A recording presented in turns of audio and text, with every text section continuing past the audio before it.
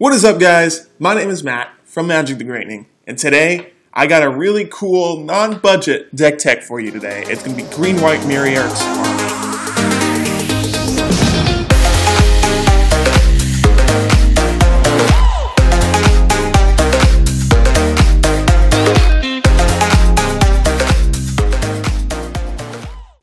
Before we get into the video, go ahead, hit that like button. Helps out a lot, only if you enjoyed.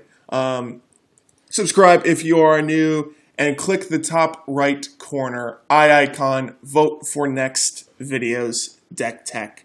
Let's get right into it.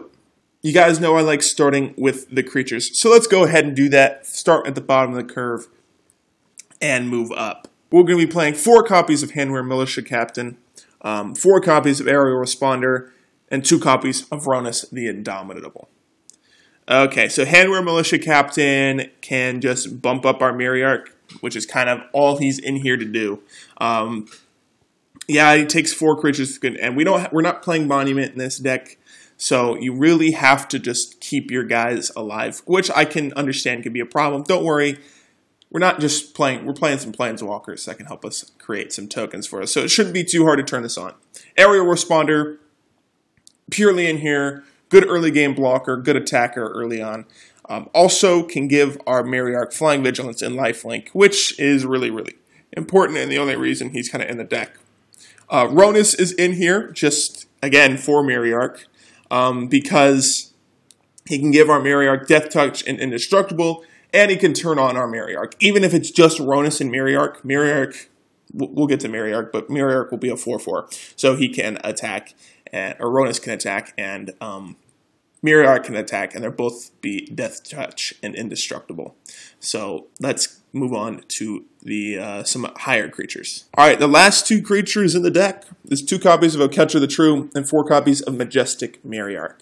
So the kind of combo between Rhonas and Oketra is that Rhonas can pump up Oketra and just make it a 5/6 Indestructible double strike trample, which is very, very strong.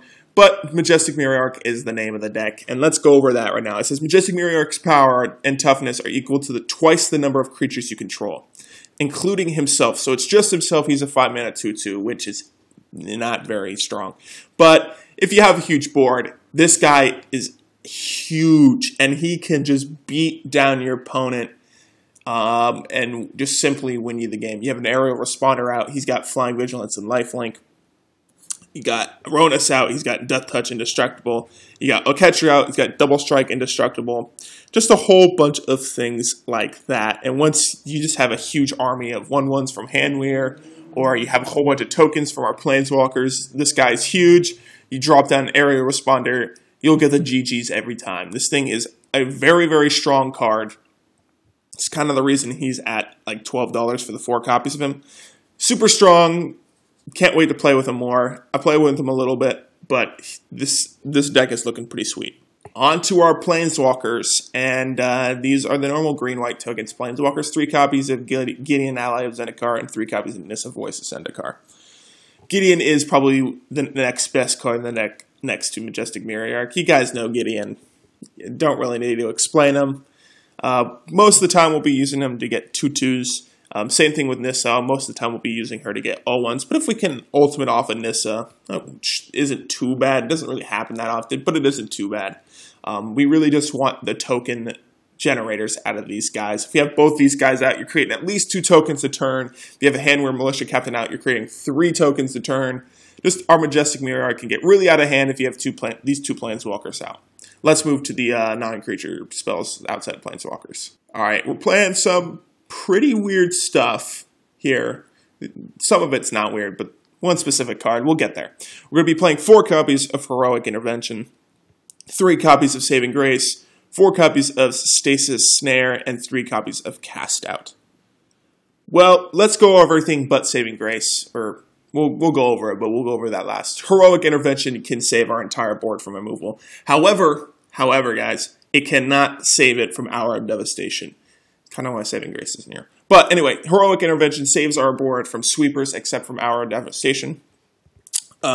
Stasis Snare gets rid of pesky guys. Cast Out can get rid of non-creature things like Planeswalkers or artifacts. or a creature. It's a non-land permanent. And then Saving Grace. Let's go over this because this card has been really, really good for me. It's 2 mana, flash, enchant creature you control. When Saving Grace enters the battlefield, all damage that would be dealt this turn to you and permanents you control is dealt to enchanted creature instead. Enchanted creature gets +0/+3. That last part isn't as important as that first part. An Hour of Devastation comes. You have 7-8 creatures out. Maybe you have a Myriarch out. Your Myriarch won't die. However, if you give a plant token this little enchantment, all damage from that Hour of Devastation, all 50 damage, right? Because there's 10 creatures out, deals 5 to each. All 50 of that damage will be channeled into that plant token, and then the plant token will die, and your board will live. It really isn't here against Hour of Devastation, or if they're trying to burn you out, right? You're playing an aggro burn deck, right? And somehow they've gotten you pretty low to the ground deck, right? We're not playing anything over 4 mana, but let's say they get you down to 3. They try to Incendiary Flow you. Remember, this says you or permanents you control. So you could flash this on a plant token or a night token. Your night token's a 2/5 now. That Incendiary Flow is redirected to that. It's kind of a pseudo-white counter spell in some sorts when they're using like a burn card. And this actually can save things from Yahenni's expertise. Now, it doesn't redirect any of the negative whatever because that's not damage. However, you can flash it on something, give it +3 toughness, and maybe save a Handwear Militia Captain from dying, maybe save just a really important thing you have out from dying kind of thing. Yeah. So Saving Grace in that aspect is actually like super, super strong when they're trying to remove your board or whatever, or trying to burn out a very important creature. Stasis Snare, Cast Out, we've already gone over, and Heroic Intervention, we've already gone over. So that is the rest of the non-land cards in the main board. Let's move to the lands. All right, so here are the lands: 4 Fortified Village, 4 Scattered Growths, 2 Evolving Wilds, and then 7/4, 7 Plains. Pretty standard. Doesn't actually cost too much. It's like $12, $13 for the lands here. The green-white dual lands aren't that expensive.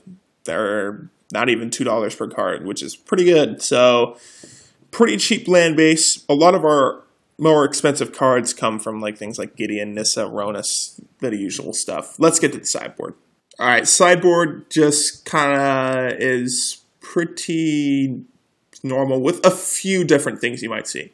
4 Blossoming Defense against blue-red counter burn, or any kind of burn in general, or black-white, or not black, yeah, black-white control, it's good against. Anyway, Blossoming Defense is against control. 3 Cook of Condemnation against reanimation strategies, delirium strategies, anything else that they want to get out of their graveyard. Maybe a cut to, if they're playing like a whole bunch of Commit to Memories and Cut to Ribbons, and you don't want those cards, Aftermath, whatever, getting played, then that is good.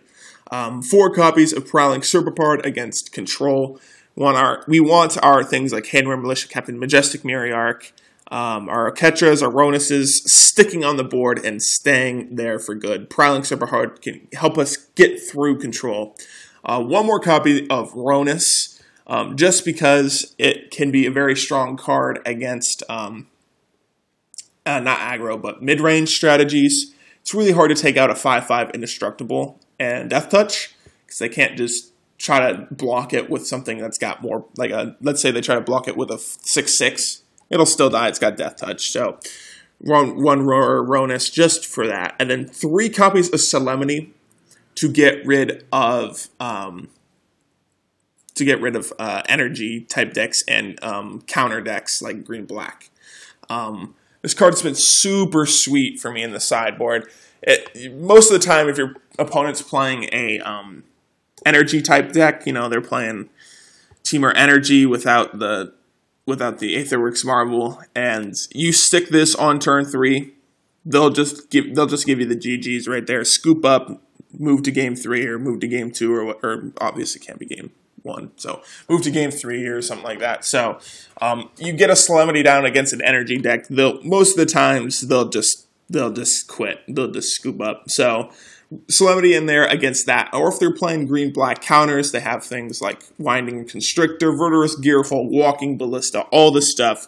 Solemnity shuts down those cards immediately. Verdurous Gearhulk's now just a 5-mana 4/4 trample. Walking Ballista can't come on with any counters. Winding Constrictor literally does nothing. Just pretty strong card against those two decks, and those two decks can really just run us over kind of quickly if we're not careful. Energy decks are pretty strong, so wanted to play the 3 copies of Solemnity in the sideboard. That is it for this video, guys. I hope you enjoyed. Please go ahead and hit that like button. Helps out a lot. Subscribe if you're new. Top right corner, vote for the next video or deck tech you want to see. And hopefully I will see you in the next video. Peace.